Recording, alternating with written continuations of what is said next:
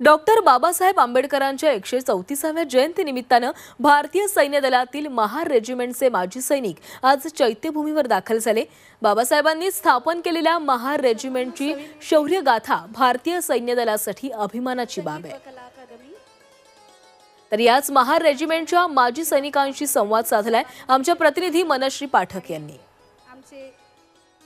आपल्या सोबत सध्या यशसिद्धी सैनिक संघटना आहे आणि त्यांच्यातर्फे अनेक भीमा अनुयायी आलेले आहेत। ते त्यांच्या गणवेशात या ठिकाणी उपस्थित झालेले आहेत। मला सांगा की तुमची ही जी संस्था आहे, तुम्ही सगळे माजी सैनिक आहात, त्यामुळे देशासाठी सेवा अर्पण केलेली आहे। बाबासाहेबांच्या मार्गावर कसं तुम्ही चाललात आणि इथून पुढे सुद्धा बाबासाहेबांचं तुमच्या आयुष्यात कसं महत्त्व आहे, बाबासाहेबांकडून काय शिकलात तुम्ही? सन्माननीय यशसिद्धी माजी सैनिक संघ रजिस्टर चिपळूण रत्नागिरी मुंबई या संघटनेचे सर्व माजी सैनिक आज या ठिकाणी 14 एप्रिल 2025 रोजी डॉक्टर बाबासाहेब आंबेडकर यांची 134वी जयंती असल्या कारणाने या ठिकाणी सर्वजण आम्ही त्यांना मानवंदना देण्यासाठी इथे आलेलो आहोत। सध्या आम्ही 20 वर्ष आम्हाला झालेत रिटायर होऊन।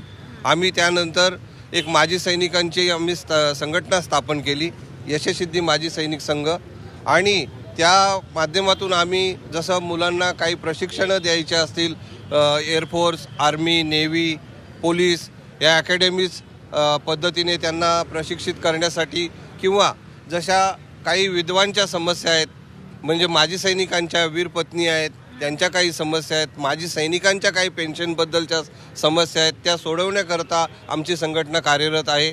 कॅमेरामन नितेश मनश्री पाठक, झी 24 तास, मुंबई।